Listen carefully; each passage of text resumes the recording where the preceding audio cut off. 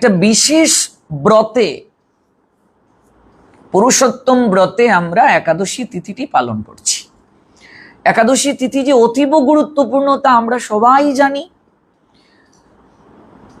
একাদশী তিথিকে ব্রতের রাজা বলা হয় তাও আমরা জানি।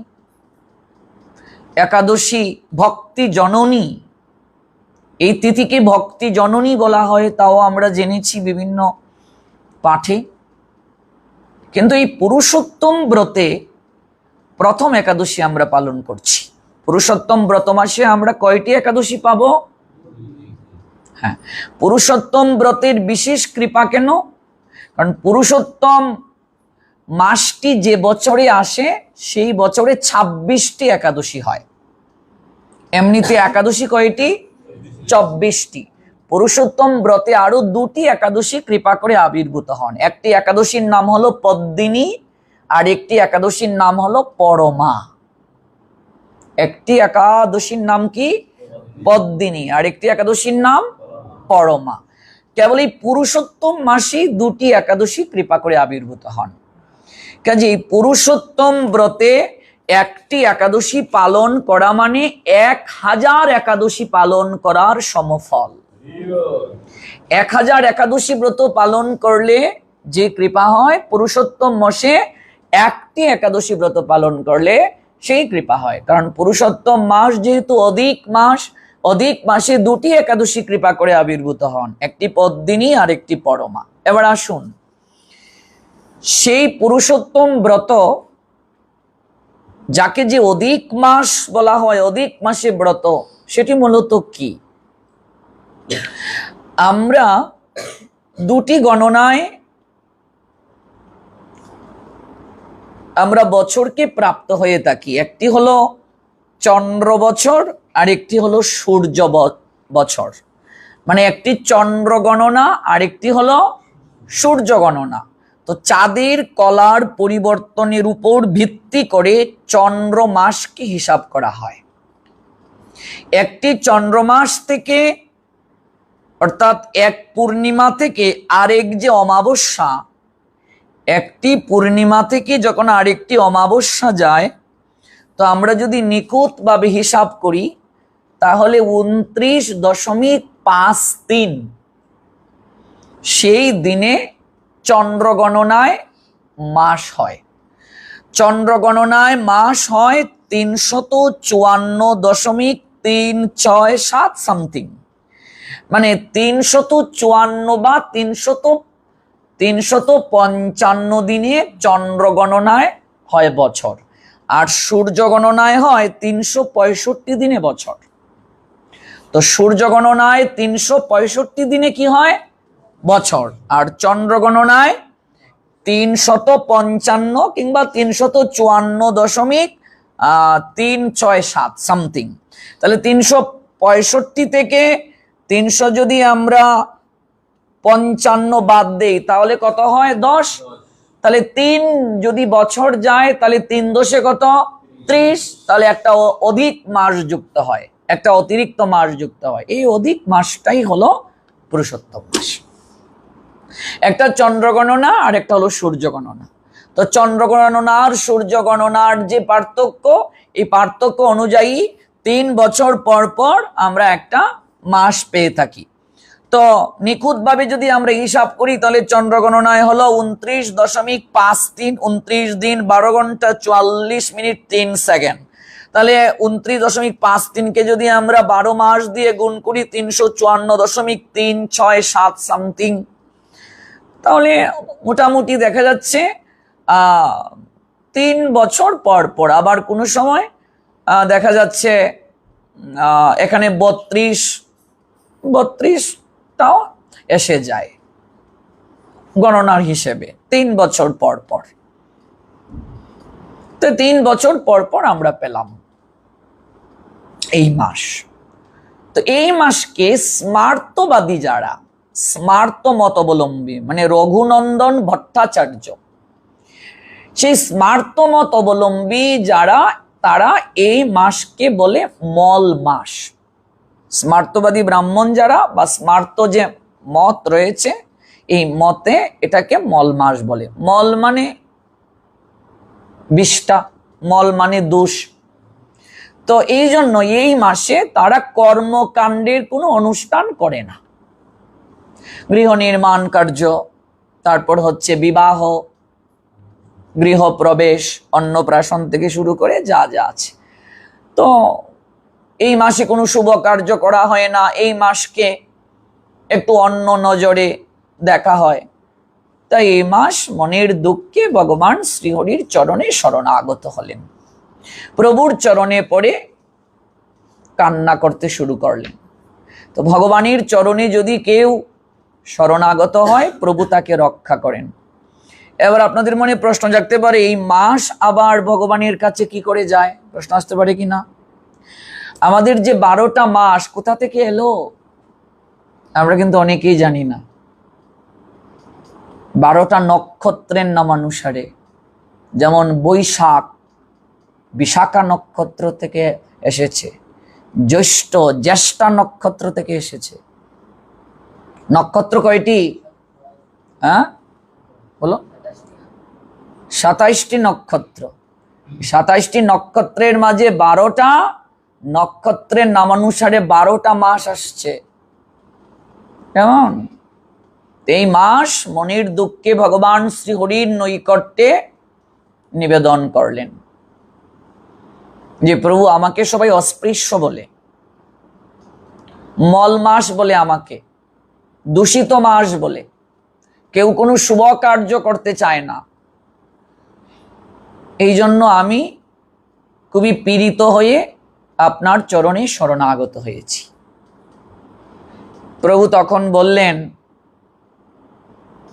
তোমার অশ্রু সংবরণ করো, তুমি আমার চরণে শরণাগত হয়েছ, তোমার অভীষ্ট ইচ্ছে পূরণ হবে, তোমার আর কোনো দুঃখ থাকবে না। আমার অনন্ত নামের মাঝে একটা নাম হলো পুরুষোত্তম। পুরুষের মাঝে যিনি উত্তম তাকে কি বলা হয়? পুরুষোত্তম। আমার নামে তোমার নামকরণ করা হবে। সেদিন থেকে এই মল মাসের নামকরণ করা হলো পুরুষোত্তম মাস। প্রভু বললেন, এই মাসে কর্মকাণ্ডের অনুষ্ঠান হবে না, অর্থাৎ জীব সকল কর্মকাণ্ডের সকল অনুষ্ঠানকে রহিত করবে। যদি কেউ এই মাসে যদি কর্মকাণ্ডের কোনো অনুষ্ঠান না করে, বিবাহও নাই, গৃহ নির্মাণ নাই, তারপর হচ্ছে অন্ন প্রাশন নাই, নামকরণ নাই, কোনো কিছুই নাই, অর্থাৎ কর্মকাণ্ডের কোনো অনুষ্ঠানই নাই, তাহলে মানুষ বসে বসে করবে কি? তো ভগবান বললেন, তাই কর্মকাণ্ডের সকল অনুষ্ঠান বাদ দিয়ে কেবল ভক্তি কাণ্ডের অনুষ্ঠানকে এই মাসে প্রাধান্য হবে। এবং অন্য সময়ে যে ভক্তির অনুশীলন করলে মানুষ যে ফল পাবে, এই মাসে যদি কেউ ভক্তির অনুশীলন করে সে 1000 গুণ বেশি কৃপা প্রাপ্ত হবে। কত গুণ বেশি? 1000 গুণ বেশি প্রাপ্ত হবে। তাহলে প্রশ্ন আসতে পারে, তাহলে প্রভু এই মাসটিকে মহিমান্বিত করলেন, তাহলে এই মাসটি সৃষ্টি করার প্রভুর প্রয়োজন কি ছিল? প্রশ্ন আসতে পারে কিনা? এই অধিক মাসটা প্রভু কেন সৃষ্টি করলেন? এই যে পূর্ণিমা থেকে অমাবস্যা পর্যন্ত এই তিথি একটু একটু করে ক্ষয় করে করে এই যে মাসটা তিনি আবির্ভাব করেন, কারণটা কি? তার কারণ হলো, হিরণ্যকশিপু যখন ব্রহ্মার কঠোর থেকে কঠোর আরাধনা করলো, আরাধনা করে ব্রহ্মা যখন আবির্ভূত হয়ে তাকে বর দিতে চাইলেন, তখন হিরণ্যকশিপু প্রথমেই বর চাইল যে তুমি আমাকে অমরত্বের বর দান করো। ব্রহ্মা বলেন, আমি নিজেই তো অমর না, তোমাকে আমি কি করে অমরত্বের বর দান করব? অমরত্বের বর ব্যতীত তুমি আমার কাছে যে বর প্রার্থনা করবে আমি তোমাকে তাই প্রদান করব। হিরণ্যকশিপু মনে মনে ভাবছে, তাহলে কৌশলে আমাকে অমরত্বের বর চেয়ে নিতে হবে। ওই অমরত্বের বরের পরিবর্তে যতগুলো বর চাইব তুমি দেবে। ব্রহ্মা বললেন, তথাস্তু। প্রথমেই বললেন, কোন দেবতার দ্বারা যেন আমার মৃত্যু না হয়। ব্রহ্মা বললেন, তথাস্তু। তারপর ভাবলেন, দেবতা যদি আমাকে বধ না করে অন্য কেউ তো আমাকে বধ করতে পারে।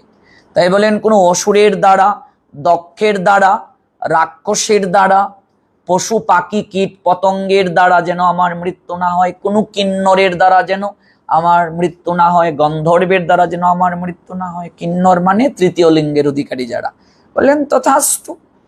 ঘরে যেন মৃত্যু না হয়, বাহিরে যেন মৃত্যু না হয়, শূন্যে যেন মৃত্যু না হয়, পাতালে যেন মৃত্যু না হয়, ভূমিতে যেন মৃত্যু না হয়, কোনো অস্ত্র দ্বারা যেন আমার মৃত্যু না হয়, দিনে যেন মৃত্যু না হয়, রাতে যেন মৃত্যু না হয়। কেমন? এইভাবে বলতেই শুরু করছে। সকল কিছু বলার পর ব্রহ্মা বললেন, আরো কোনো কিছু কি বর চাওয়ার বাকি আছে? হিরণ্যকশিপু মনে মনে ভাবছে, কোনো দেবতার দ্বারা, অসুরের দ্বারা, দক্ষ, যক্ষ, রাক্ষস, গন্ধর্ব, কিন্নর, পশু, পাখি, কীট, পতঙ্গ, অস্ত্র দ্বারা দিনে রাতে, ঘরে বাইরে, আকাশে, পাতালে, ভূমিতে কোনো কিছুতেই যদি আমার মৃত্যু না হয়, তাহলে কিসে মৃত্যু হতে পারে? তখন অনেকক্ষণ ভেবে হিরণ্যকশিপু বলছে, আর একটা বর আমার প্রার্থনার বাকি রয়েছে ব্রহ্মদেব। ব্রহ্মদেব বললেন, কি বলো? বলছে, 12 মাসের মাঝেই যেন আমার মৃত্যু না হয়। 12 মাসের মাঝেই যেন আমার মৃত্যু না হয়। 12 মাসের মাঝেই তো সকল কিছু ঘটবে, একটা চাইলেই তো পারতো সকল কিছু চেয়ে। তারপর আবার বলছে 12 মাসের মাঝেই যেন আমার মৃত্যু না হয়। এবার ব্রহ্মা একটু মুচকি হেসে নিলেন, বললেন, তথাস্তু। এখন হিরণ্যকশিপু ভাবছে, 12 মাসের মাঝে যদি আমার মৃত্যু না হয়, তাহলে তো আমার আর মৃত্যু হবেই না, কারণ মাস তো 12টি। তাই ভগবান ওই হিরণ্যকশিপুকে বধ করার জন্য তাকে এই অধিক মাসটা আবির্ভূত করতে হয়েছে। একটু একটু করে তিথিকে ক্ষয় করলেন, পূর্ণিমা থেকে অমাবস্যা, পূর্ণিমা থেকে অমাবস্যা, একটু একটু করে তিথি ক্ষয় করলেন, ক্ষয় করে একটা অধিক মাস আবির্ভূত করলেন। আর এই অধিক মাসেই ভগবান নৃসিংহ রূপে আবির্ভূত হলেন। এই হলো মূল কারণ। তাহলে আমরা কেউ উত্তর যদি জানতে চাই, আমরা এটা বলতে পারবো, এই মাসটা আবির্ভূত করার পশ্চাতে প্রভুর কারণ কি? হিরণ্যকশিপুকে বধ করাটাই প্রভুর মূল কারণ। এবং এই মাসে ভক্তদেরকে অধিক কৃপা করাই প্রভুর মূল ইচ্ছা। যারা কোনোদিন ভগবানকে ডাকে না, ভগবানের প্রসাদ প্রাপ্ত হয় না, আরতি কীর্তন আদি করে না, কোনো কিছুই করে না, ওরাও যেন প্রভুর কৃপা থেকে বঞ্চিত না হয়। অন্তত একটা মাস যদি তারা ভগবানের আরাধনা করে, তারা ভগবানের কৃপা পাবে। এটাকে ডিসকাউন্টের মাসও বলা যায়। যেমন অনেক সময় দেখবে অনেক সিম কোম্পানি অফার দেয়, বন্ধ সিমকে চালু করলে এই প্রিভিলেজ পাওয়া যাবে, মানে সুবিধা পাওয়া যাবে। মানুষ তখন কি করে? ওই সুবিধা প্রাপ্তির জন্য সেই সিমটাকে অ্যাক্টিভ করে। তাহলে যারা ভজন সাধন করে না, যখন শাস্ত্র এরকম আমাদেরকে একটা ডিসকাউন্ট কিংবা সুবিধার কথা বলে যে এই মাসে ভজন করলে 1000 গুণ বেশি কৃপা পাওয়া যাবে, তখন মানুষের মাঝে এই ধারণা আসে যে এমনিতে তো ভজন আমি করতে পারি না, অন্তত একটা মাস আমি ভজন করি। এই দেখুন, আগ্রহ জেগে গেল। আর ওই যে ভজনের লালসায় যখন সে একবার ডুবে যায়, আমি এমন অনেককে দেখেছি আমার জীবনে। পুরুষোত্তম ব্রত পালনের জন্য মহিমা বলে অনুরোধ যখন করলাম, সেই মাতাজি পুরুষোত্তম ব্রত করলো, স্বামী স্ত্রী দুজন করলো, তারপর পুরুষোত্তম ব্রত 1 মাস পালন করে এত আনন্দ পেল, তারপর ওরা বলছে আমরা আর মাছ মাংস খাবো না, প্রসাদ বুঝি হয়ে গেল। বহু এরকম আমার জীবনে স্টুডেন্ট আছে, প্রসাদ বুঝি হয়ে গেছে। ভজনে ডুবিয়ে রাখা অভ্যাসের দ্বারা। তো আমরা মোটামুটি একটু ধারণা আমরা পেলাম, এটা একটা ডিসকাউন্টের মাস, এটাকে আমরা বিনা ভজনে কাটাবো না, বিনা ভজনে আমরা কাটাবো না। পুরুষোত্তম মাসের কতগুলো দিন গিয়েছে? কতগুলো দিন গিয়েছে? 12 দিন গিয়েছে। আচ্ছা, তাহলে আরো প্রায় 18 দিনের মতো আছে। যারা শুরু করেনি তারাও করতে পারবে, শুরু করতে পারবে। অন্তত যে কদিন বাদ গেল, বাকি যে কদিন আছে, এগুলো যদি তারা নিষ্ঠা সহকারে করে, তাহলে তাদের অনেক মঙ্গল হয়ে যাবে। এবার আসুন, এই পুরুষোত্তম মাসকে যদি কেউ অবহেলা করে, তাহলে তার কি দুর্গতি হয়, আমরা এই নিয়ে আজকে শ্রবণ করব।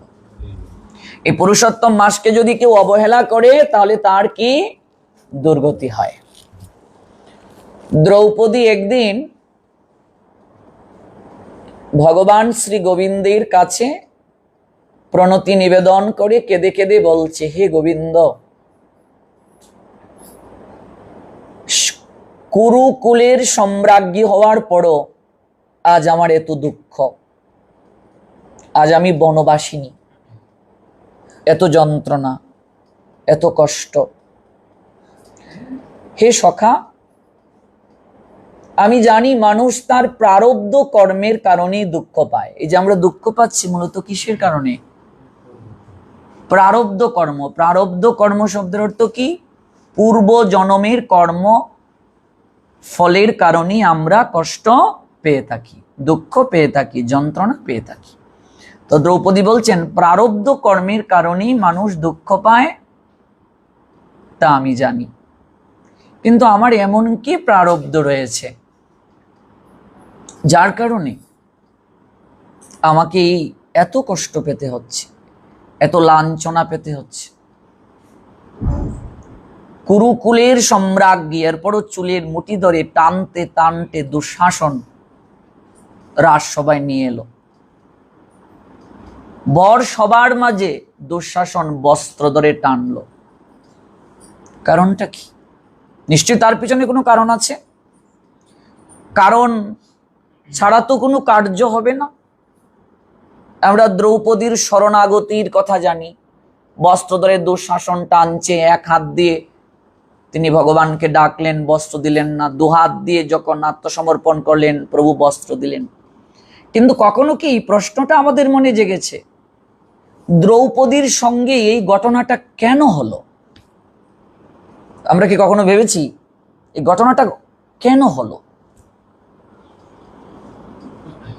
কেন তার সঙ্গে এই ঘটনাটা হলো? দ্রৌপদীর সঙ্গে এই ঘটনাটা কেন হলো? কারণটা কি? দ্রৌপদীর পঞ্চপতি, একটা রমণীর 5 পতি, যদিও তিনি সতী সাবধী, এরপরেও শুনলেই তো বিষয়টা কেমন লাগে। 5টা পতি একটা রমণী, এ কেমন কথা? তো দ্রৌপদীরই 5 পতি হলো। এই আর্যাবর্তে কি আর কোন রমণী ছিল না? দ্রৌপদীরই 5 পতি হলো। দ্রৌপদীকেই চুলের মুঠি ধরে টানতে টানতে দুঃশাসন নিয়ে এলো। কুরু সম্রাজ্ঞী হওয়ার পরও আজ তিনি বনবাসিনী। কারণটা কি? প্রথম কারণ তার প্রারব্ধ কর্মের কারণ। এখানে আরেকটা বিষয় আগেই বলে রাখছি, লীলার পূর্বে দ্রৌপদী সাধারণ কোনো রমণী নয়। যদি আমরা মনে করি দ্রৌপদীরও খারাপ কর্ম থাকতে পারে, তাহলে কিন্তু আমরা অপরাধী হয়ে যাব দ্রৌপদীর চরণে। কথাটা ভালো করে বুঝতে হবে। মূলত দ্রৌপদী চরিত্রকে নিয়ে শ্রী গোবিন্দ লীলা করে জগৎকে কি দিয়েছেন? শিক্ষা দিয়েছেন। মনে রাখতে হবে, যদি আমরা এই তত্ত্বটা উপলব্ধি করে লীলা না শুনি, তাহলে দ্রৌপদীর চরণে আমাদের অপরাধ হবে কি হবে না? দ্রৌপদী কি সাধারণ কোনো রমণী? স্বয়ং গোবিন্দ যার সঙ্গে সখ্য সম্পর্কে আছেন। দ্রৌপদী গোবিন্দের কতটা কাছের জন, আগে এই দৃষ্টান্তটা না দিলে আমরা লীলা শুনতে গিয়ে অপরাধ করতে পারি। তখন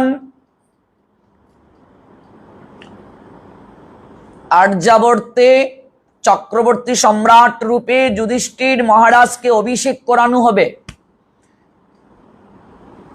তাকে সুস্বাগতম করার জন্য সকল রাজন্য বর্গগণ এসেছেন, যুধিষ্ঠির মহারাজকে সুস্বাগত করবেন। গোবিন্দ এসেছেন, সঙ্গে রুক্মিণী এসেছেন, সত্যভামা, জাম্বুবতী সবাই এসেছেন। তো যখন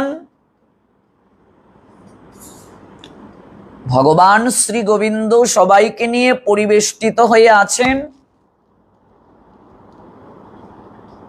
সেই যজ্ঞস্থলে গোবিন্দকে সর্বোত্তম মর্যাদার আসনটা দেয়া হয়েছিল, যার কারণে শিশুপাল ক্রোধান্বিত হয়ে গিয়েছিল, গোবিন্দের অনেক নিন্দা বন্ধনা করেছিল। এবং সেই সভাতেই গোবিন্দের অঙ্গুলিতে একটু কর্তন হয়েছিল, একটু রুধির পড়ছিল। তো রুক্মিণী সেখানে আছেন, সত্যভামা সেখানে আছেন, জাম্বুবতী সেখানে আছেন। তাদের প্রত্যেকেরই পরনে, যেহেতু তারা সবাই রাজরানী, দ্বারকার সম্রাজ্ঞী, বুঝতেই পারছেন তাদের শাড়িটা কত উন্নত হবে, রত্ন খচিত, মণিমুক্ত দ্বারা রত্ন দ্বারা খচিত। রুক্মিণী সঙ্গে সঙ্গে অন্দর মহলের দিকে যাত্রা করলেন, যে গোবিন্দের অঙ্গুলি একটু কর্তন হয়েছে, ওই অঙ্গুলিটা বেঁধে দেওয়ার জন্য কাপড় আনতে গেলেন। মহিষীগণ অন্দর মহলের দিকে ছুটলেন, অথচ দ্রৌপদী সেখানে বসা ছিলেন, তিনি অন্দর মহলের দিকেও গেলেন না। তার পরনে যে দামি সম্রাজ্ঞীর শাড়িটা ছিল, সেই শাড়িটা ছিঁড়ে সঙ্গে সঙ্গে তিনি আঙ্গুলটা বন্ধন করে দিলেন। তাহলে চিন্তা করে দেখুন, রুক্মিণী, সত্যভামা, জাম্বুবতী তারা গিয়েছেন কাপড় আনতে অন্দর মহল থেকে, আর দ্রৌপদী নিজের দামি শাড়িটা, এত মূল্যবান শাড়িটা তিনি ছিঁড়ে গোবিন্দের আঙ্গুলটা বন্ধন করে দিয়েছেন। তার মানে এই ঘটনা দ্বারা আমরা বুঝতে পারি দ্রৌপদী গোবিন্দকে কতটা ভালোবাসেন, কতটা ভালোবাসেন। এবং এই যে প্রীতিটা এতটা সুগভীর, সুগভীর থেকে সুগভীরতম, যে কারণে গোবিন্দ অনন্ত আকারে বস্ত্রের মাঝে নিজেকে আবির্ভূত করে দ্রৌপদীর সম্ভ্রমকে রক্ষা করেছিলেন। দ্রৌপদী গোবিন্দের কতটা প্রিয়, এই জন্য সখ্য সম্পর্ক, গোবিন্দের সঙ্গে দ্রৌপদীর সম্পর্কটা সখ্য সম্পর্ক। যখন এই মনের দুঃখের কথা বনবাসে থাকাকালীন অবস্থায় গোবিন্দের কাছে ব্যক্ত করেছিলেন, গোবিন্দ একদিন দর্শন করতে গিয়েছিলেন, তখন দ্রৌপদী কেঁদে কেঁদে এই জিজ্ঞাসাটা করেছিলেন। দুটি কারণে দ্রৌপদীর এই চরম দুঃখ। প্রথম কারণ, তার পূর্বজন্মের একটি প্রারব্ধ কারণ, পূর্বজন্মের একটি তার অবহেলা, প্রারব্ধ কর্মে একটি অবহেলা। দ্বিতীয় কারণ হলো দ্রৌপদীর বাবা নাম কি? পাঞ্চালী তো দ্রৌপদীর নাম, তার বাবার নাম কি? দ্রুপদ রাজা, পাঞ্চাল দেশের রাজা। দ্রুপদ তিনি যখন যজ্ঞ করলেন, তো যজ্ঞে তিনি কি চেয়েছিলেন? যজ্ঞে তিনি পুত্র চেয়েছিলেন, কিন্তু পুত্র প্রাপ্ত হননি। ঋষিরা যজ্ঞ করছেন, যজ্ঞ যখন সম্পূর্ণ হয়ে যাবে, আহুতি যখন দ্রুপদ রাজা দেবেন, তখন ঋষিগণ বলছেন, হে মহারাজ, এই যজ্ঞে আপনি পুত্র প্রাপ্ত হবেন না, দেবতারা আপনাকে কন্যা দিতে সম্মত হয়েছেন। তখন দ্রুপদ রাজা কন্যা গ্রহণ করবেন না। ভালো করে কথা বুঝতে হবে, এগুলো অনেক বিচার বিষয়, যে আমার সন্তান আজকে এমন কেন। পিতামাতার কামনা যেমন হবে, সন্তানের চরিত্রে, মননে, মেধায়, প্রজ্ঞায় তাহা প্রকাশ পাবে। তিনি কন্যা গ্রহণ করতে রাজি নয়, উঠে যাবেন। দেবতাগণ বলেছেন, না, যজ্ঞ সম্পূর্ণ না করে আপনি উঠতে পারেন না।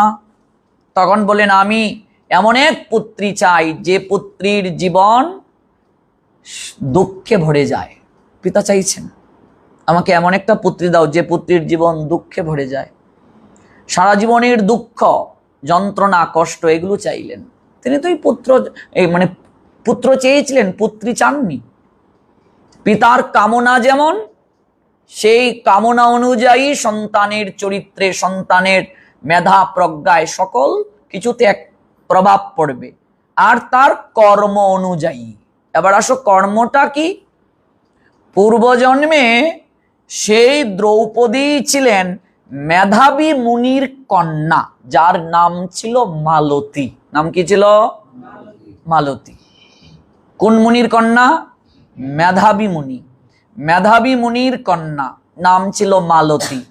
এই মেধাবী মুনি আর দুর্বাসা ছিলেন অন্তরঙ্গ বন্ধু। তো মেধাবী মুনির একমাত্র কন্যা মালতী অত্যন্ত রূপবতী। যখন মেধাবী মুনি মালতীকে রেখে দেহ রাখেন, তখন পিতৃ সুখে তিনি ক্রন্দন করছিলেন। পিতা দেহ রাখার কারণে মালতী ক্রন্দন করছেন। দুর্বাসা যখন এই সংবাদটি জানতে পারলেন তার বন্ধু দেহত্যাগ করেছে, দুর্বাসা তখন এলেন, এসে মালতীকে সান্ত্বনা দিচ্ছেন। মালতীকে সান্ত্বনা দেওয়ার পর বলছেন যে, হে মালতী, আমি তোমার পিতৃবন্ধু, পিতার ন্যায়, আমি তোমার পিতার ন্যায়, পিতৃবন্ধু। তোমার এই যে যন্ত্রণা, তোমার এই যে দুঃখ, এই যে তুমি পিতৃসুখ ভুলতে পারছো না, তোমার সকল দুঃখ, তোমার সকল যন্ত্রণা দূর হয়ে যাবে। তুমি একটি ব্রত পালন করো। তখন বলছেন, হে মুনিবর, কোন ব্রত আমি পালন করব? বলছে, আগত পুরুষোত্তম ব্রত। এই ব্রত তুমি নিষ্ঠা সহকারে মালতী পালন করো, তাহলে তোমার যন্ত্রণা, তোমার দুঃখ দূর হবে। তখন মালতী বললেন যে, এই মাসটি তো মল মাস অনেকে বলে, এই মাসে তো সৎকর্ম সম্পাদন হয় না, আমি এই ব্রত পালন করব, এই ব্রত পালন করলে আমার দুঃখ দূর হয়ে যাবে, এটা আমি বিশ্বাস করি না। এই মাসটিকে তিনি অবহেলা করলেন, তুচ্ছ তাচ্ছিল্য করলেন এবং মুনির বাক্যে, দুর্বাসা মুনির বাক্যে তিনি আস্থা রাখতে পারলেন না। দুর্বাসা মুনি অত্যন্ত ক্রোধী, আপনারা জানেন। দুর্বাসা মুনি বললেন, তুমি আমার বন্ধুর কন্যা, নতুবা আমি তোমাকে অভিসম্পাত প্রদান করতাম, তোমাকে হত্যা করতে পারতাম, তোমাকে আমি ভস্ম হওয়ার অভিশাপ দিতে পারতাম, কিন্তু আমি তা দিতে পারি না, তুমি আমার বন্ধুর কন্যা। কিন্তু তুমি এই যে পুরুষোত্তম মাসকে অবহেলা করেছ, স্বয়ং ভগবানের নামে এই মাস মহিমান্বিত, তুমি তাকে তুচ্ছ করেছ, তাচ্ছিল্য করেছ, এর প্রতিফল তোমাকে পেতে হবে। এই কথা বলে দুর্বাসা মুনি তিনি ক্রোধান্বিত হয়ে সেখান থেকে চলে গেলেন।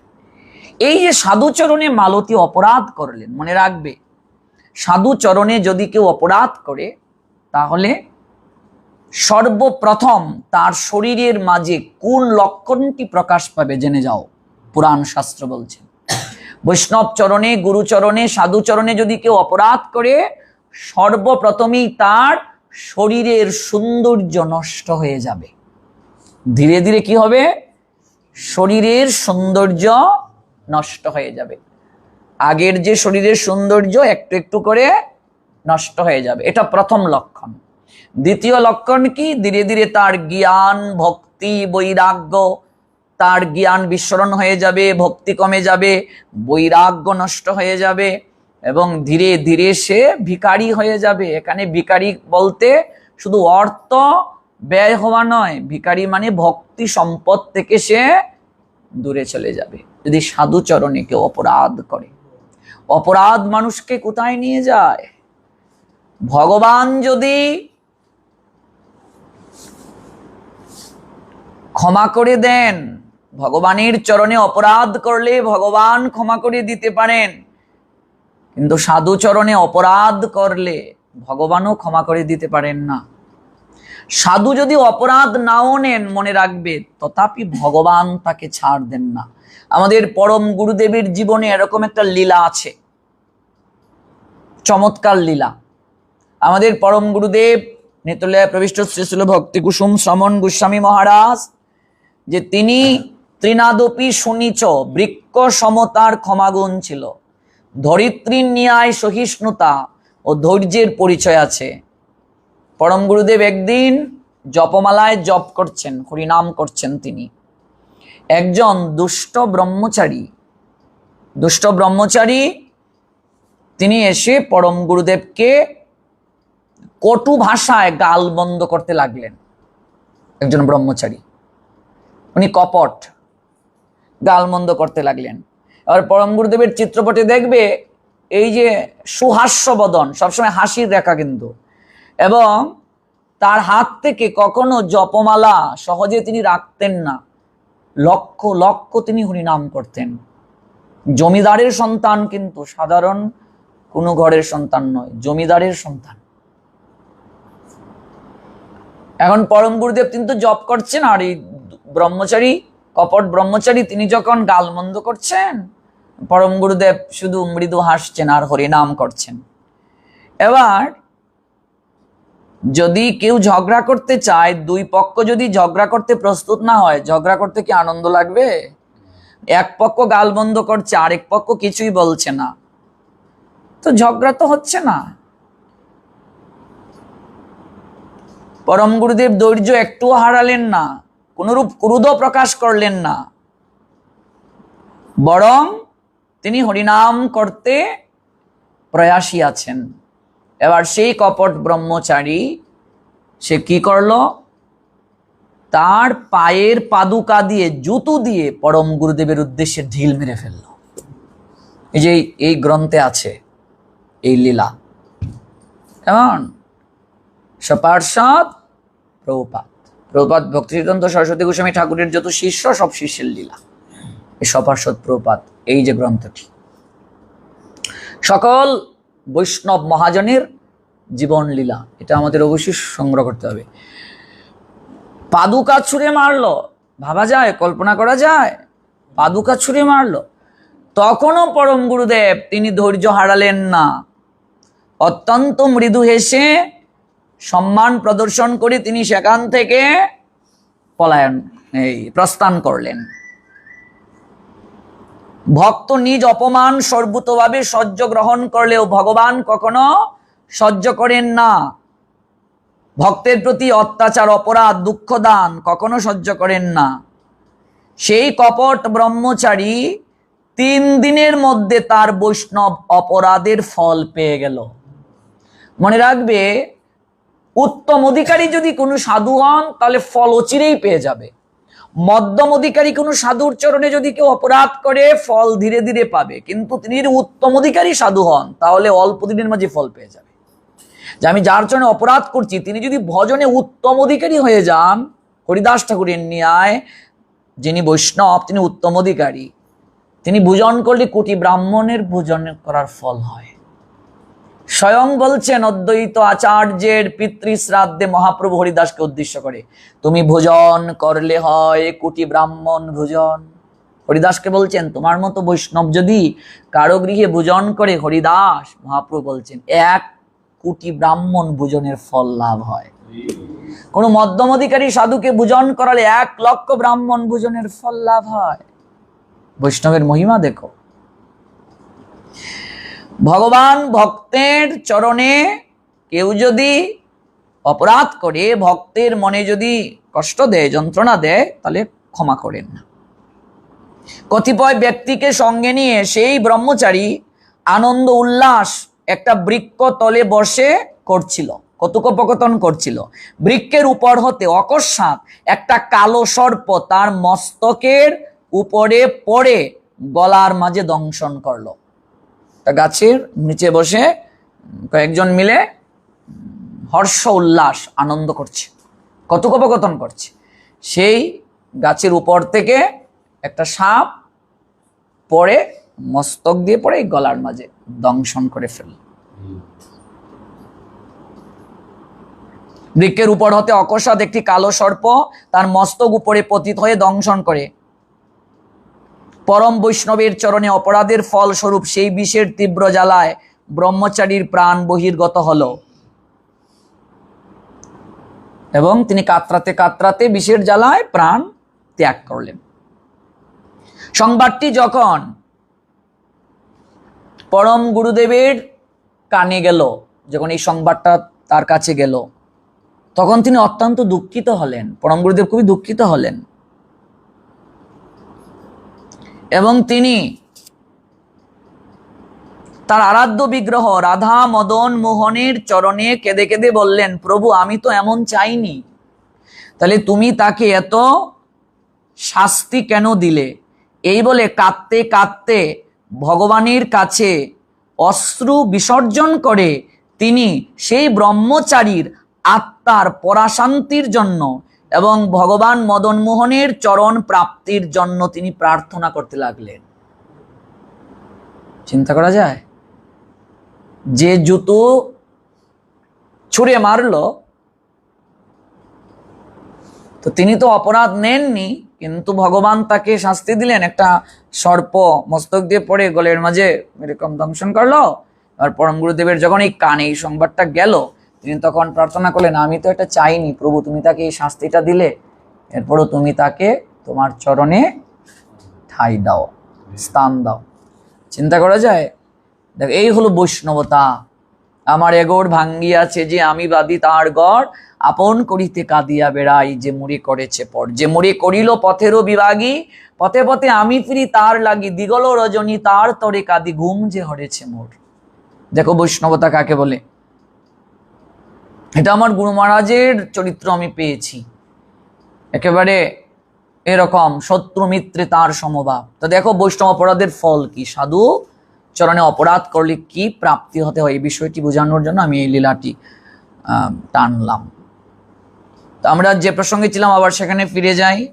সেই মালতী দুর্বাসার চরণে অপরাধ করলেন, পুরুষোত্তম মাসকে তিনি অবহেলা করলেন, এবং অবহেলা করে তাকে তাচ্ছিল্য করার কারণে এভাবে দিন যেতে যেতে তার যে সৌন্দর্য ছিল, রূপমাধুরী ছিল, সেই রূপমাধুরী ধীরে ধীরে ম্লান হতে শুরু করলো। বেদি তার শরীরে দেখা দিল মালতীর, এবং আগের থেকে কুৎসিত হয়ে গেল, সে কদাকার হয়ে গেল। মালতী কুৎসিত হয়ে গিয়েছে। এটা সে সহ্য করতে পারছে না যে আমি আগে তো সুন্দরী ছিলাম, এখন এরকম, আমি কেন এরকম হলাম, এটা সে মেনে নিতে পারছে না। তখন সে মহাদেবের কঠোর আরাধনা করতে শুরু করলো। এই মালতী কঠোর থেকে কঠোর আরাধনা মহাদেবের করতে শুরু করলো। মহাদেব তখন তাকে দর্শন দিলেন। দর্শন দিয়ে বললেন, তুমি এমন কঠোর আমার আরাধনা করছো, কি চাও তুমি আমার কাছে? আমি এই কুৎসিত, এটি আমি মেনে নিতে পারছি না। হে দেবাদিদেব, আমি আমার পূর্ব সৌন্দর্য ফিরে পেতে চাই। মহাদেব বলেন, তথাস্তু, তুমি এই রূপ আবার ফিরে পাবে, যৌবন ফিরে পাবে। এবার তুমি আমার কাছে বর চাও। এই যে তুমি আমার কঠোর আরাধনা তুমি করেছো, বর চাও। তখন বলেন, আমি এই রূপ যৌবন সৌন্দর্য আমি ফিরে পেয়েছি, এখন আমার বর হলো আমাকে সর্বগুণে গুণান্বিত, আমাকে উত্তম পতি দান করুন।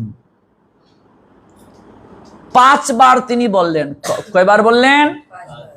মহাদেব বললেন বর চাও, 5 বারই তিনি একটা কথাই বললেন, আমাকে সর্বগুণে গুণান্বিত উত্তম প্রতিদান করুন। 5 বারই বললেন প্রতিদান করুন, প্রতিদান করুন, প্রতিদান করুন, প্রতিদান করুন, প্রতিদান করুন। মহাদেব তখন বললেন, হে পুত্রী, তুমি আমার কাছে 5টা বর প্রার্থনা করেছো, 5 বারই তুমি স্বামী প্রার্থনা তুমি করেছো। তুমি যখন এই দেহ অন্তে জন্মগ্রহণ করবে, তখন তুমি আর্যাবর্তের মাঝে সবচেয়ে সুন্দরী হবে। এই যে তুমি তপস্যা করেছো, তোমার হৃদয় মাঝে তো ইচ্ছে ছিল তুমি যৌবন এবং সৌন্দর্য ফিরে পেতে, তুমি অধিক থেকে অধিকতর সুন্দরী হবে। কিন্তু দুর্ভাগ্যবশত তোমার 5 জন পতি হবে। মালতী কাঁদতে কাঁদতে বললেন, তা কি করে হয় মহাদেব? একজন নারীর যদি 5 জন স্বামী থাকে, 5 জন পতি থাকে, লোক কি বলবে? লোকে তো নিন্দা করবে। তখন বললেন, দেখো, তুমি বর প্রার্থনার সময় তুমি যে 5 জন স্বামীকেই চেয়েছো, স্বামী দাও স্বামী দাও বলে 5 বার তুমি প্রার্থনা করেছো। আর কোনো পুরুষের মাঝে কখনো সর্বগুণ থাকতে পারে না। তুমি বলছো সর্বগুণে গুণান্বিত, তাহলে একজনের মাঝে তো কখনো সর্বগুণ থাকতে পারে না, কোনো না কোনো দিক থেকে ত্রুটি থাকবে কি থাকবে না? একজনের মাঝে তো কখনো সর্বগুণ থাকতে পারে না। এই জন্য 5 জন দ্রৌপদীর স্বামী এক একজন এক এক গুণে তারা বিখ্যাত ছিলেন। কেউ ধনুর্বিদ্যায় বিখ্যাত ছিলেন। ধনুর্বিদ্যায় কে ছিলেন বিখ্যাত? অর্জুন ধনুর্বিদ্যায়। নকুল ছিলেন সবচেয়ে সুন্দর। 5 ভাইয়ের মধ্যে সবচেয়ে সুন্দর কে ছিলেন? নকুল। নকুলের চেহারা সবচেয়ে সুন্দর ছিল। আর একজন কি ভবিষ্যৎবাণী বলতে পারেন। গু সেবায় শ্রেষ্ঠ, আর যুদ্ধে, জীবন যুদ্ধে স্থির, ধৈর্যে স্থির যুধিষ্ঠির, ভীম গদায়। এক একজন এক এক গুণে গুণান্বিত। এই পুরুষোত্তম মাসকে অবহেলা করার কারণে পরবর্তীতে এই মালতী তিনি দ্রৌপদী রূপে জন্মগ্রহণ করলেন। তার জন্ম তো আর আমাদের ন্যায় নয়, যজ্ঞ থেকে আবির্ভূত হলেন। আর দ্রুপদ মহারাজও চাইলেন আমার পুত্রীর দুঃখ হোক, এই যে বাবার চাওয়া। কেউ যদি সন্তান ধারণের সময়, কোনো পিতা সন্তান ধারণের সময় যে ইচ্ছায় সন্তান প্রার্থনা করবে, মানে সন্তান ধারণে রত হবে, এবং সেই স্ত্রী যে কামনা করবে সন্তান ধারণের সময়, গর্ভকালীন সময়ে যে চিন্তা চেতনা করবে, সন্তানের মাঝে তা প্রভাবিত হবে।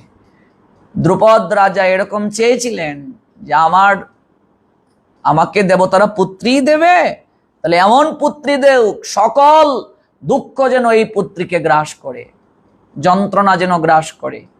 এগুলোই চেয়েছেন। একজন বাবা কি এগুলো চাইতে পারে মেয়ের জন্য?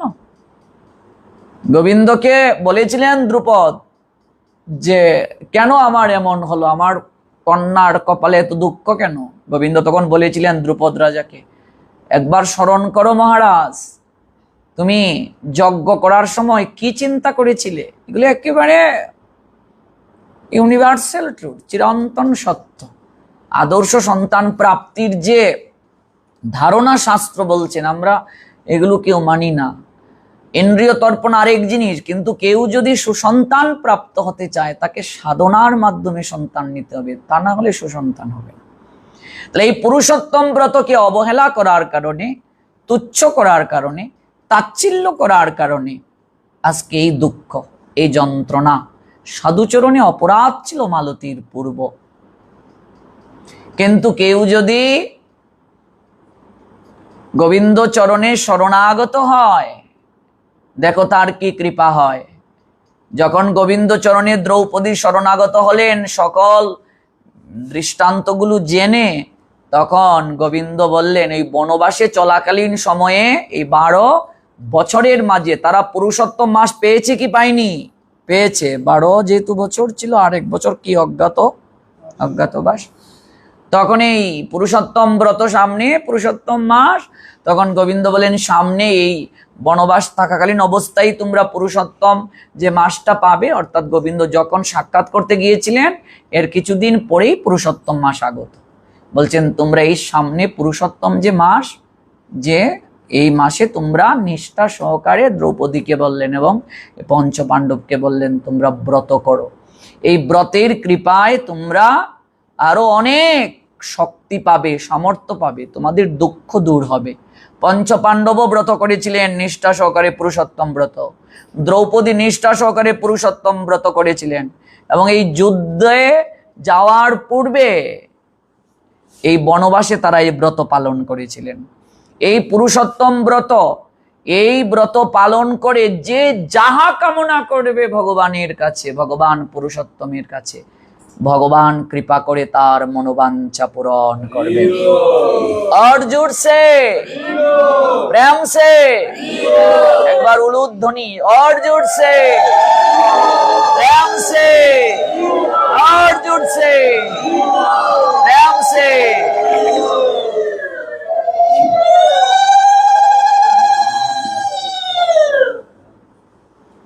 ঘুম পেয়েছে প্রহ্লাদ?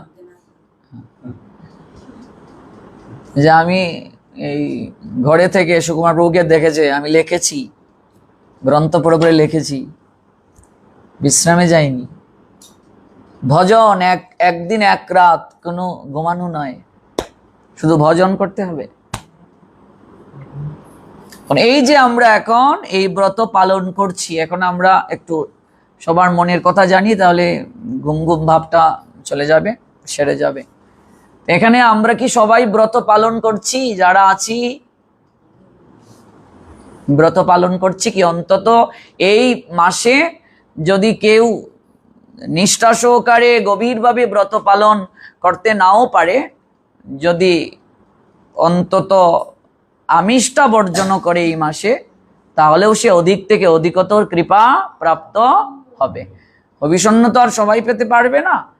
হ্যাঁ, ব্রতের বিভিন্ন ধাপ আছে। কেউ হবিষণ্য খেয়ে করছে, কেউ ফল খেয়ে করছে, কেউ শুধু দুধ খেয়ে করছে, এরকম বহুজনই বহু রকম করছে। হ্যাঁ, কিন্তু আমরা যদি, যারা পারি না তারা যদি এই মাসে অন্তত আমিষটা বর্জন করে ব্রতটা পালন করি আর প্রভুর উদ্দেশ্যে আমরা প্রদীপ প্রজ্বলন করি, তাহলে অনেক কৃপা হবে। এই মাসে 33 সংখ্যাটার খুবই গুরুত্বপূর্ণ। 33টি প্রদীপ যদি কেউ দর্শন করায় প্রভুকে, অনেক মঙ্গল হবে। 33 বার প্রণাম, 33 প্রকার ফুল, অন্তত ব্রত অন্তে, ব্রত যেদিন শেষ করব 33 প্রকার ভগবানকে রান্না করে কি দিতে হবে? ভোগ নিবেদন করতে হবে, আইটেম দিতে হবে। কয় প্রকার? 33টি ফুল, 33টি প্রণাম, সকল কিছুতে 33। এবার প্রশ্ন আসতে পারে 33 কেন? 33 কোটি দেবতার উদ্দেশ্যে এটি উৎসর্গ। আমরা পঞ্চঋণের মাঝে একটা দেবঋণে আবদ্ধ। 33 প্রকার, 33 কোটি, কোটি শব্দের অর্থ কি? প্রকার। 33 প্রকার দেবতার উদ্দেশ্যে এটি উৎসর্গ করা হবে। সকল দেবতাগণ আমাদের উপর সন্তুষ্ট হবেন এবং আমাদেরকে সহায়তা করবেন, এবং সকল দেবতার কৃপায় আমরা কৃষ্ণ ভক্তি লাভ করব। সকল দেবতার উদ্দেশ্যে আমরা এই ব্রতটা উৎসর্গ করছি। এবার বলো, অচ্যুত প্রভু বলো, শ্যামকিশোর প্রভুর পিছনে বলো, হ্যাঁ মুখে দাও, কেমন লাগছে তোমার? ব্রত পালন করছো কিভাবে? নিষ্ঠা সহকারে পালন হচ্ছে? আগে প্রভু চেষ্টা করছো, ভালোভাবেই হচ্ছে। আচ্ছা, খুব ভালো। কয় মালা? আগে প্রভু আজকে, হ্যাঁ আজকে প্রভু 48-এর মতো। 48? 64 হয়নি প্রভু? হয়নি। তাহলে একটু 64টা করে নিলে তো একটু ভালো হতো বাবা। 64টা কাছাকাছি তো চলেই গেছো, তাই না? একাদশী তিথিতে একটু 64 মালা করার চেষ্টা করতে হবে। আমরা তো সন্ধ্যার আগেই শেষ করে ফেলেছি। 64 মালাটা একটু চেষ্টা করতে হবে। গুরু মহারাজ বলেন একটা দিন আমরা 1 লক্ষ হরিনাম করব। কেন? তার কারণ আছে, বলো কেন? কারণ লক্ষ নাম যে না করে তার কোনো দ্রব্যই মহাপ্রভু গ্রহণ করেন না। কথা বুঝতে পেরেছো প্রহ্লাদ? লক্ষ নাম যে করে না তার কোনো দ্রব্যই মহাপ্রভু গ্রহণ করেন না। মহাপ্রভুকে ভোগ নিবেদন করার জন্য, মহাপ্রভুর সেবা দেওয়ার জন্য নবদ্বীপে তখন হিড়িক পড়ে যেত ভক্তদের মাঝে লক্ষ নাম করার বিষয়ে, প্রভুকে গৃহে নিয়ে সেবা দেওয়ার জন্য। লক্ষ নাম না করলে প্রভু তার হাতে অন্ন গ্রহণ করেন না। তখন আমরা তো আর পারছি না প্রতিদিন। এই জন্য গুরু মহারাজ বললেন, বাবা অন্তত একাদশীর দিন লক্ষ নাম করে রাত জাগরণ করে পরের দিন যখন তুমি ভোগটা নিবেদন করবে, অন্ন ভোগটা ভগবানকে, একটু নয়নের জলে অন্তত 15 দিনে একটা দিন তোমার হাতে প্রভু যেন সেবা গ্রহণ করে। কথাটা ভালো করে বুঝতে হবে, অত্যন্ত গুরুত্বপূর্ণ কথা। লক্ষ নাম না করলে কখনো প্রভু গ্রহণ করেন না সেবা। মহাপ্রভুর সেবা অনেক কঠিন। মহাপ্রভু আমাদেরকে নাম করতে বলেছেন, কিন্তু এই নাম 2 মালা 4 মালায় আমরা পড়ে আছি। শেফালি মাত্র 2 মালা, হ্যাঁ খাও 3 বেলা, 3 বেলা 2 মালা করে হলেও তো 6 মালা, মাত্র 2 মালা। লক্ষ নাম করে এরপরের দিন যদি কেউ নিষ্ঠা সহকারে ভক্তি ভরে ভগবানকে ভোগটা নিবেদন করে, তাহলে ভগবান সেটি গ্রহণ করছেন, তাহলে সেটি যথাযথ মহাপ্রসাদ হবে। অচ্যুত তাহলে কি করতে হবে? অন্তত একাদশীর দিন যদি পরীক্ষা আদি না থাকে তাহলে চেষ্টা করতে হবে। মানে পরীক্ষার চাপ নেই মনে করো, কোনো কিছু নেই, একাদশীর দিন 64 মালা এটা করতেই হবে, এখানে ছাড় নেই, একটু চেষ্টা করতে হবে। আর হচ্ছে আজকে যে রাত জাগরণ করছো, তোমার কেমন লাগছে বলো? আগে প্রভু অনেক ভালো লাগছে। ভালো লাগছে? আগে প্রভু। ক্লান্তি লাগছে? আগে না প্রভু। ক্লান্তি লাগছে? কিছু পেয়েছো? আগে প্রভু বেশ। আচ্ছা, তো কি পেয়েছো? জল? আগে প্রভু জল আর ফলমূল। আচ্ছা, যাই হোক, ভালো। বাচ্চা যেহেতু, হ্যাঁ এইভাবে যে করছে সেটা তো অনেক কিছু। মাত্র 7-এ পড়ে, 7-এই তো পড়ে, দেখো 7-এ পড়ে, এভাবে যে করছে সে তো অনেক কিছু। তুমি যখন 9-এ যাবে উঠে, 8-9, তখন একেবারে ফলটা একটু মাইনাস করে দিতে হবে। আর 2 বছর তোমার জন্য ফল আছে, ফল দেয়া হলো পারমিশন। আর এর ভিতরে যদি শেষ করে ফেলতে পারো তো ভালো, শুধু জল খেয়ে যদি পড়ো তাহলে তো আর বলাই লাগে না। হ্যাঁ, তো ভক্তদের উদ্দেশ্যে তুমি কি বলবে যারা তোমায় শুনছেন? আগে প্রভু এত সুন্দর ভজন কুটির, তারপর হচ্ছে এত সুন্দর ভক্তদেরকে নিয়ে রাত জাগরণ, ভক্তরা যারা শুনছে, তুমি কি তাদেরকে এই ভজন কুটিরে একবার আসার জন্য আমন্ত্রণ করবে না? আগে প্রভু কি বলবে?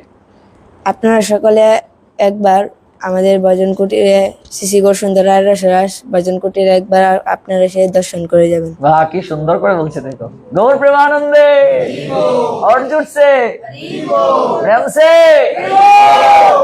কি সুন্দর করে বলছে, দেখো। আচ্ছা, খুব ভালো। তো একবার তুমি হরে কৃষ্ণ মহামন্ত্র আমাদেরকে শুনিয়ে দাও।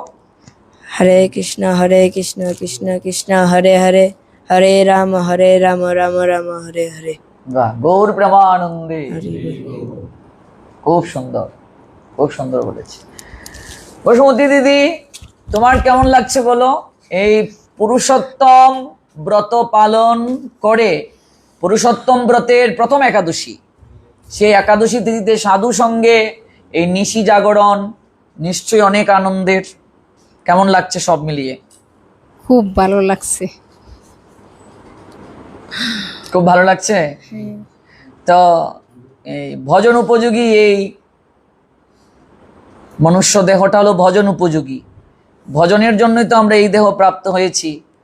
তো আমরা যদি ভজন না করে এই দেহ আমরা বিনষ্ট করে ফেলি, তাহলে তো এই দেহ পালন মানে এই দেহ ধারণ করে আমাদের কোনো কিছু হলো না, আবার আমাদেরকে ফিরে আসতে হবে।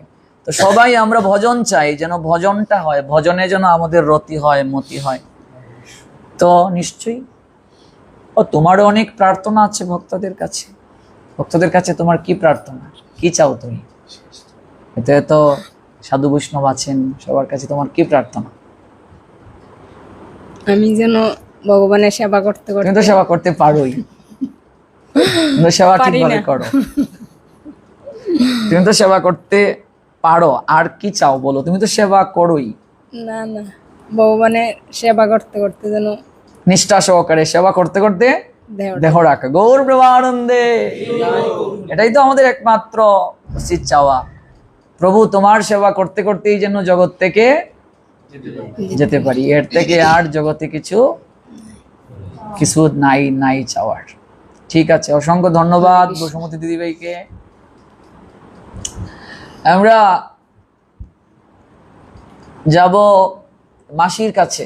মাসি বলো, তোমার কেমন লাগছে? রাধে রাধে। রাধে রাধে বাবা, অনন্ত কোটি প্রণাম তোমার শ্রী চরণে, ভক্তিপূর্ণতি নিবেদন। এখানে আমার কৃপা আশীর্বাদ করবেন। পুরুষোত্তম ভগবান যে কত মহিমা, কত কৃপা, কত দয়ালু, কত করুণাময় আমি বুঝতে পারছি।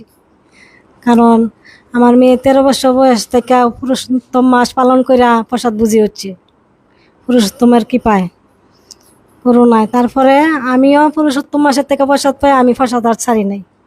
ওই পুরুষোত্তম মাসে যে প্রসাদ পাওয়া শুরু করেছিল আর প্রসাদ ছাড়নি। বাহ, দেখেছো পুরুষোত্তমের এত কৃপা। হ্যাঁ, পুরুষোত্তমের এত কৃপা, ভগবান পুরুষোত্তমের কৃপা আশীর্বাদ করবেন। আমার যে আরো প্রেম ভক্তি বাড়ে, আমি যে ভগবানের সেবা করতে পারি, আমি যে চরণ ছাড়া না হয়, আমি সাধু সঙ্গ ছাড়া যে না হই, সবাই চরণে আমার এই নিবেদন।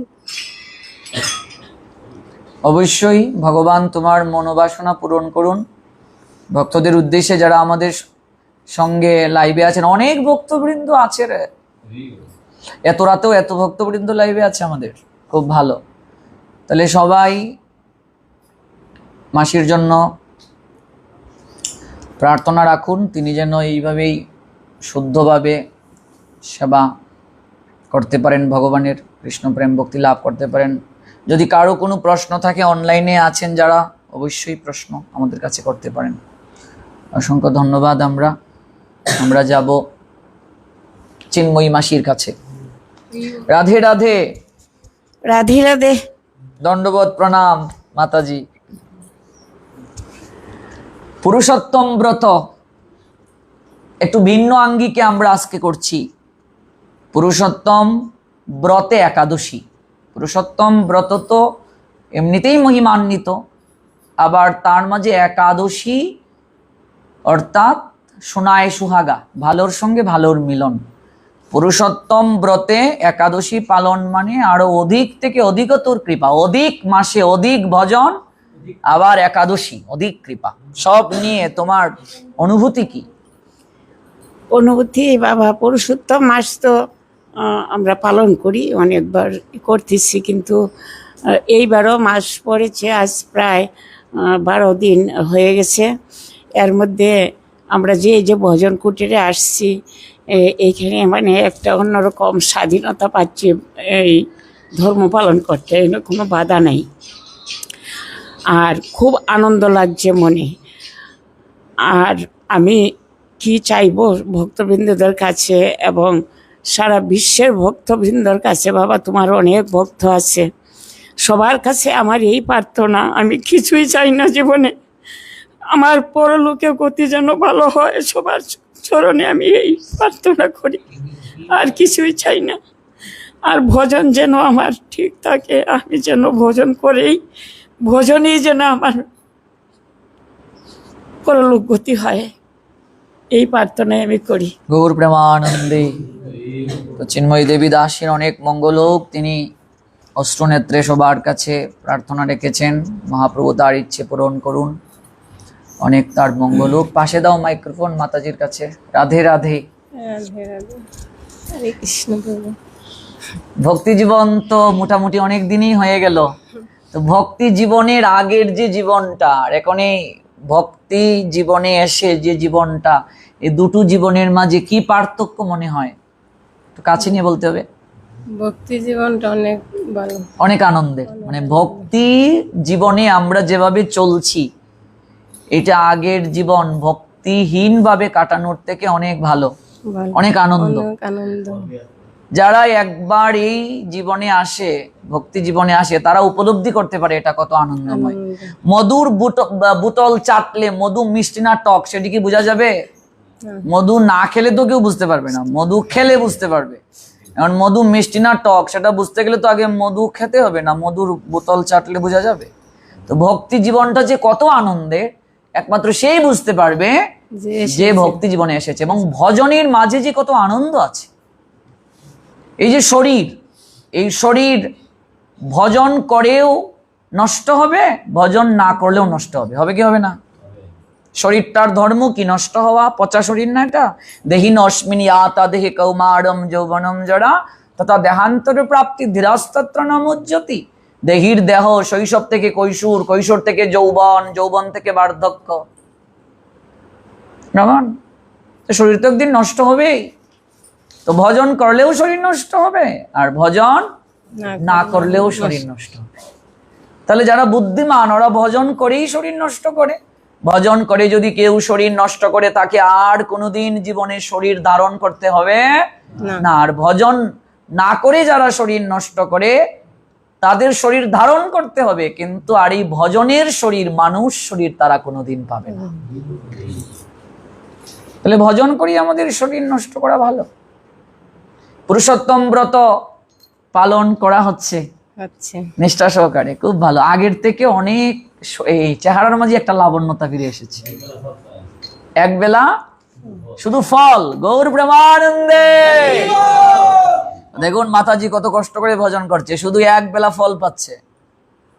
প্রহ্লাদ এক বেলা শুধু ফল পাচ্ছে মাতাজি,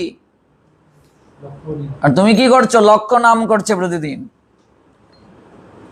আর তুমি কিভাবে করছো বলো? যে এক বেলা ফল পাচ্ছে আর লক্ষ নাম করছে। দেখো, আর ভজন করলে শরীরের মাঝে একটা আলাদা সৌন্দর্য প্রকাশ পাবে, এটা বোঝাই যায় ভজন করলে। খুব ভালো, অসংখ্য ধন্যবাদ। ভক্তদের জানার জন্য, আমি তো জানি, ভক্তদের জানার জন্য তোমার নামটা বলে দাও, অনলাইনে অনেকেই দেখছে। নাম বলো। আমার নাম মণি রানী বর্মন।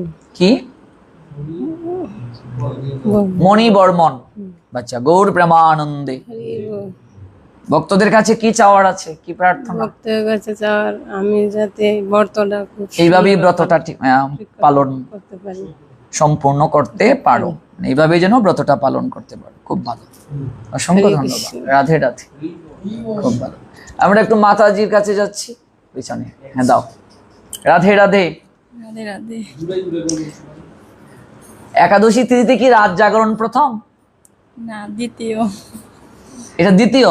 হ্যাঁ আচ্ছা, আমার সঙ্গে প্রথম। হ্যাঁ হ্যাঁ। বাহ, গৌর প্রেমানন্দে, এটা খুব ভালো লাগছে। স্বামী স্ত্রী দুইজন একসঙ্গে কৃষ্ণ ভজন করতে গেলে বহু জন্মের সৌভাগ্য প্রয়োজন, শাস্ত্র বলছেন। বহু জন্মের শুধু সৌভাগ্য না, সুকৃতিও প্রয়োজন। এমন অনেকেই আছে স্ত্রী ভজন করছে, স্বামী ভজন করে না, খুব কান্নাকাটি করে। আমরা যখন বিভিন্ন জায়গায় যাই খুব কান্নাকাটি করে। আবার অনেকে আছে যে স্ত্রী ভজন করছে, স্বামী ভজন করছে না। বহু জায়গায় এরকম আছে। স্বামী স্ত্রী একসঙ্গে ভজন করা, একসঙ্গে ব্রত করা, এটা পরম সৌভাগ্যের, পরম সুকৃতির বিষয়, পরম আশীর্বাদের একটা বিষয়। তো এই যে পুরুষোত্তম ব্রত স্বামী স্ত্রী দুজন মিলে করছেন, কেমন অনুভূতি, কেমন লাগছে? হ্যাঁ, ভালো লাগছে। অনেক ভালো লাগছে, অনেক ভালো লাগছে। তো এই পুরুষোত্তমের ব্রতের পরে কি প্রসাদ ধরে রাখার ইচ্ছে আছে না নেই? ইচ্ছে আছে প্রভু। ইচ্ছে আছে। একটু সহায়তা করলে তো রাজীব প্রভু অনেক দূর এগিয়ে যেতে পারে। এই অভ্যাস যুগের জন্যই ব্রত আদি পালন। যেমন আমরা কার্তিক মাস পালন করি, একটা মাস প্রসাদ পেলাম, আর ইচ্ছে হয় না, এগুলো ধরতে ইচ্ছে হয় না। এই অভ্যাস, অভ্যাসের দ্বারা হয়ে যায়। এক মাস পুরুষোত্তম ব্রত করলাম, না আর করবো না। পুরুষোত্তম ব্রত যদি কেউ পালন করে সাকসেস হয়ে যায়, তখন সে চাতুর্মাস্য করবে, যে দেখি 4 মাস পালন করে দেখি অন্তত পারি কিনা। তো চাতুর্মাস্য হয়ে গেল না, তাহলে আর প্রয়োজন নেই, বাদ দিয়ে দিই। এইভাবেই ধীরে ধীরে হয়ে যায়। তো একাদশী ব্রতটা একটু চেষ্টা করবে, যেহেতু এত সুন্দর একটা গুরু মহারাজের কৃপায় হলো, এখানে গুরুদেবেরই সম্পূর্ণ কৃপা আশীর্বাদ আমরা পাবো। যে গুরু মহারাজ আজকে উনি হচ্ছে মেদিনীপুর, সবাইকে নিয়ে জাগরণ করছেন, এখনো লাইভ চলছে আমি দেখতে পাচ্ছি। তো দেখো, গুরু মহারাজ সবচেয়ে আনন্দ পান যখন তার শিষ্যগণ ভজন করেন। এটাই গুরু কৃপা। তুমি যেখানেই ভজন করবে তুমি কৃপা পেয়ে যাবে, আশীর্বাদ পেয়ে যাবে। যেহেতু এখানে সুন্দর একটা ভজনের ব্যবস্থা আছে, জাগরণটা চেষ্টা করো। 15 দিনে একদিন আসা কোনো ব্যাপার না। মাসের মাঝে 2 দিন ভগবানকে দিয়ে দেব, এই 2 দিন কেবল ভগবানের জন্য, আর কারো জন্য নয়। স্বামী স্ত্রী দুজন মিলে জাগরণটা করে না। আমি এত আনন্দ পাই, গুরু মহারাজও এটা দেখে খুব আনন্দ পান। এখন যেহেতু অনলাইনের কল্যাণে কিছু না কিছু গুরু মহারাজের কাছে আমরা পাঠাই, উনি দেখেন। আমি সবার কাছে এটা বলি, দেখো সুকুমার প্রভু এবং তার সহধর্মিনী, তার পরিবারকে যখন এই জাগরণ তথা একাদশীর মহিমাটা বোঝানো হলো, সে কিন্তু জাগরণ করে পরের দিন বন্ধ না থাকলে কিন্তু সে ডিউটি ঠিকই করে, অফিস গিয়ে ঠিকই করছে। তার মানে ইচ্ছা শক্তিটা কিন্তু খুব গুরুত্বপূর্ণ। পরিবারের সবাইকে নিয়ে জাগরণ করছে, এটা কিন্তু একটা উদাহরণ সবার কাছে, করছে জাগরণ। এই যে নিষ্ঠা, গভীরভাবে এই নিষ্ঠাটা থাকতে হবে। রাজীব প্রভু যেহেতু তার আগ্রহ আরো অনেক বেশি আছে, অনেক আগ থেকেই সেও সহায়তা করছে, নইলে তো আর সে আসতে পারতো না এত দূর। স্ত্রী সহায়তা না করলে তো হয় না, তুমি তাকে সহায়তা করছো। এখন আমার যেটা তোমার কাছে বলা থাকবে, এবং একজন স্পিরিচুয়াল মাস্টার হিসেবে আমার যেটা পরামর্শ থাকবে, অন্তত মাসের মাঝে 2টা দিন বিশেষ কারণ যদি না পড়ে, তোমরা এই কুটিরে এসে জাগরণ করো। আমি আমার এক গুরুবোনকে দেখেছি, উনি প্রাইমারি স্কুলের টিচার ছিলেন, উনি কখনো নিজের জন্য ছুটি নেননি। সংরক্ষিত ছুটি থাকে না, নেননি তিনি। একাদশীতে তিনি ছুটি নিতেন। আর কোনো কোনো একাদশী শুক্রবার যেত পড়ে, শনিবার পড়ে যেত এমনিতেই বন্ধ। আর যেদিন বন্ধ নেই তিনি একাদশীতে ছুটি নিতেন, শুধু ভজন করবেন বলে। গুরু মহারাজের মন্দিরে একাদশীর দিন হাজার হাজার ভক্ত হতো, সবাই জাগরণ করার জন্য আসতো, সারা রাত জাগরণ করি। এই যে দেখো যে তারা কোথায়, সবাই সর্বেশ কমলাক্ষ কেন এলো? জাগরণের জন্য তো এসেছে। গিয়ে বলো যে তোমরা কেন এলে, কেন? প্রভু বলছেন তোমরা কষ্ট করে আসছো কেন? জাগরণের জন্য যদি আমি এসে থাকি, ভজনের জন্য এসে থাকি, তাহলে আমি ভজন না করে গিয়ে বসে থাকবো, সে কেমন কথা? তো শুধু জাগরণের জন্য তারা যেত, শুধু জাগরণ করার জন্য। জাগরণ শেষ, সবাই যে যে অবস্থায় আছে স্নান আদি করে পারণের প্রসাদটা পেয়ে সবাই দৌড়, সবাই দৌড়। তাদের এই দিন গিয়ে ডিউটি করাটা কষ্ট হতো। মৌলিবাজার থেকে আমি দেখেছি শিবানী মাসি ওরা যেত, বাকিরা যেত। যারা চাকরি করে ওরা আবার ঠিক সময়ে গিয়ে স্কুলে গিয়ে তাদেরকে আবার ডিউটি ধরতে হবে। তো দেখো তারা এত দূর থেকে তারা যেত, কষ্ট করে তারা যেত, জাগরণ ঠিকই তারা করত। গুরু মহারাজকে আমি দেখেছি যখন মন্দিরে কেউ জাগরণ করতে যেত, গুরু মহারাজ তখন বলতেন যে আমার এখনো মনে পড়ে, আসলে গুরুদেবের সঙ্গ করাটাই ভজন। গুরু মহারাজ তখন বলতেন, আমার এখনো মনে আছে যে দেখ মা, যে ভক্ত নিবাস হয়তো 15-20টা রুম আছে, তো এখানে জাগরণী হয়ে গেল 300-400 লোক। তো সবাই যে আসবে, এসে ফ্রেশ আদি হবে কোথায়? সব রুমে তো আর সম্ভব না। এই 15-20টা রুমে তো আর 400-500-600 লোক হয়ে গেলে তো আর সম্ভব না। তখন গুরু মহারাজ একটা কথাই বলতেন, দেখ মা, এই মন্দিরটা যে মহাপ্রভু আমাকে মাধ্যম করে করিয়েছেন, তো এটা তোদের বাবার বাড়ি যদি ধরিস, তো বাবার বাড়িতে মনে কর যদি ঘুমানোর জায়গা না থাকে, সে কি বাবার বাড়ি ছেড়ে অন্য কোথাও চলে যায়? আর জগতের পিতা যদি কৃষ্ণ হন, তাহলে এটা কৃষ্ণ মন্দির, কৃষ্ণের বাড়ি। মন্দির মানেই তো ভগবানের আবাস। তাহলে আমরা যদি তার সন্তান হই, তাহলে সন্তান কি কখনো তার বাবার বাড়ি ছেড়ে অন্য কোথাও চলে যায়? তাহলে আশেপাশে অনেক আত্মীয় স্বজন সকল কিছু তোমাদের থাকতে পারে, কিন্তু তোমাদের কাছে বলার অর্থ হলো তোমরা মন্দিরেই থাকবে, এটা গুরু মহারাজ বলছেন। আমরা এমন অনেককে দেখেছি, যেমন শিবানী মাসে ওরা যখন জাগরণে যেতেন, তাদের পাশে বেয়াইয়ের বাড়ি আছে, অন্যের বাড়ি, কিন্তু তারা কখনো যেতেন না, মন্দিরেই থাকতেন। তো জাগরণের জন্য আসছি, আমি জাগরণই করবো, তো আমি এত কষ্ট করে আসলাম, যদি আমি জাগরণই না থাকি, তো আমার আসার প্রয়োজনটা কি? আমার কষ্ট করে আসার দরকারটা কি? আমি জাগরণে এলাম, যদি আমি জাগরণই না করি, প্রয়োজনটা কি? আমার তো আসার দরকার ছিল না। জাগরণে এসেছি, আমাকে জাগরণই করতে হবে। স্কুলে কেউ গেল ক্লাস করতে, ক্লাস করছে না, তাহলে তার স্কুলে যাওয়ার মানেটা কি? এটাই তো অপরাধ, এগুলোর মাধ্যমে তো অপরাধ হয়। আমি জাগরণ করতে এসেছি, আমি জাগরণই করব। ঘুম আসছে, ঘুমকে তাড়িয়ে দিয়ে আবার এসে বসবো? ঘুম তো আসবেই, স্বাভাবিক। আমাদের এই শরীরটাই তো তমগুণ দ্বারা আচ্ছাদিত, আসবেই। আমি আমার একটা গুরুবোনকে দেখেছিলাম, উনি কেবল একাদশীতে জাগরণের জন্য উনি ছুটি নিতেন। গুরু মহারাজ সকল সেবকদেরকে বলতেন যে আজকের এই দিনে কোথাও যাওয়া বন্ধ, গেট লাগাও। এমনকি তোমরা তো দেখোনি, আমরা দেখেছি, তপন তুমি দেখেছো নিশ্চয়ই, দ্বিতীয় যে তলা, সেই প্রথম এই যে গেছো, বলো মাসি তুমি তো গিয়েছো? হ্যাঁ, গুরু মহারাজ তখন জানো কি করেছেন? প্রথম তলা থেকে দ্বিতীয় তলায় যেতে যে গেট, কেসি গেট থাকে, তখন গুরু মহারাজ যে 10টা বেজে গেল, জাগরণে বসলেই গেট লাগিয়ে দাও। গেট তালা মেরে লাগিয়ে রেখে দিয়েছেন, যেন কেউ দ্বিতীয় তলায় না পারে যেতে। দেখো, একজন প্রকৃত সাধু নিজে ভজন করবেন, তার শিষ্যদেরকেও ভজন করাবেন। একেবারে গেট সে লাগানো, বলো তুমিও তো গিয়েছো? হ্যাঁ, গেট তালা মেরে লাগিয়ে দিয়েছে, আর চাবি গুরু মহারাজের কাছে, যে কেউ রেস্ট নয়। এবং সামনের গেট বন্ধ করা, যে সেবকদেরকে আজকে কোথাও যাওয়া যাবে না, একটা দিন একটা রাত ভজন করা। গুরু মহারাজ বলছিলেন যে কেউ যদি ভজন করে, আপনা থেকেই সকল কিছু তার এখানে আসবে, ভগবান দিয়ে পাঠাবে, কিচ্ছু অভাব হবে না। ভজনশীল সাধুর কিচ্ছু অভাব হয় না। লক্ষ্মী পর্যন্ত তার কাছে এসে চরণে লুটুপুটি খায়। শ্রীবাসীর গৃহে লক্ষ্মী বন্দী হয়ে গেলেন,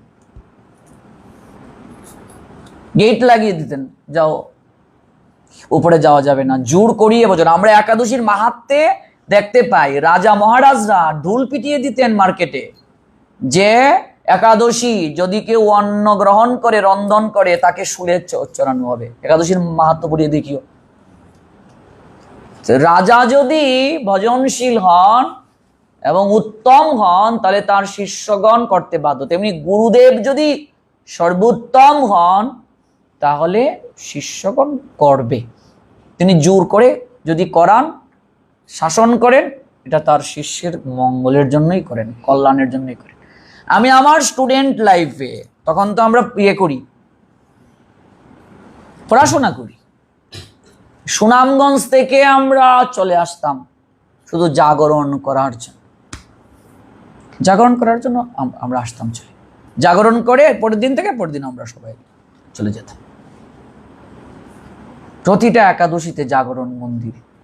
এই বাংলাদেশে এই প্রথম আমার গুরুদেবের দ্বারাই এই যে কুলাউড়া গুরু মহারাজ যে মন্দির করেছিলেন, সেই মন্দিরে জাগরণ হাজার ভক্তকে নিয়ে। কোথাও বাংলাদেশে এই জাগরণের প্রক্রিয়া নেই, কোথাও নেই, কেউ বলতে পারবে না এ বাংলাদেশে জাগরণ এইভাবে এবং নিষ্ঠা সহকারে নির্জলা থেকে সারা রাত জাগরণ, অনলাইনে জাগরণ, এটা কেউ বলতে পারবে না। আজকে সকল অনলাইনের ভক্তরা এক বাক্যে সিদ্ধান্তে উপনীত হবে, এইভাবে তারা জাগরণ করছে। আজ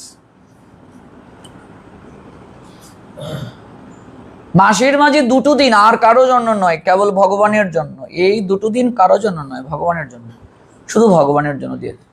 এই জন্য আমি রাজীব প্রভু আর তার সহধর্মিনীর কাছে আমার পরামর্শটা হলো, এখান থেকে তোমাদের আসতে হেঁটেও যায় আসা, 10 টাকা রিক্সা ভাড়া, 15 টাকা রিক্সা ভাড়া, হেঁটে 10-15 মিনিটে আসা যায়। আমরা আমাদের গুরুদেবের মন্দিরে দেখেছি ঢাকা থেকে ভক্তরা গিয়ে জাগরণ করেছে কুলাউড়া। ঢাকা থেকে কুলাউড়া যেতে কত সময় লাগে? এই তো মাসি নিজে দেখে আসছে, কৃষ্ণপ্রিয়া মন্দিরার মা, তার তো অনেক সৌভাগ্য, সে 14 দিন গুরু মহারাজের ক্লাস করছে। গুরুদেবের কৃপা পেয়েছিল বলে খুব সহজেই প্রসাদ বুঝি হয়ে গেছে। নিজে এসে ক্লাস করেছে, ভজন কাকে বলে গিয়ে দেখেছে। বলো, ভজন কাকে বলে? ভজন, ভজন এইরকম ভজন কোথাও খুঁজে পাবে না। ঢাকা থেকে ভক্তরা এসে ওরা জাগরণ করেছে, তো এখান থেকে আমরা আসতে পারবো না? বলো, বউবাজার থেকে আসাটা কি কষ্ট হয়ে যাবে? আমার পরামর্শ থাকবে, তোমরা দুজন স্বামী স্ত্রী অন্তত মাসে 2 দিন তোমরা এসে এখানে জাগরণ করবে। এটা আমার খুব আনন্দ হবে, আশীর্বাদও পাবে। गौर प्रेमानंदे और जुट से प्रेम से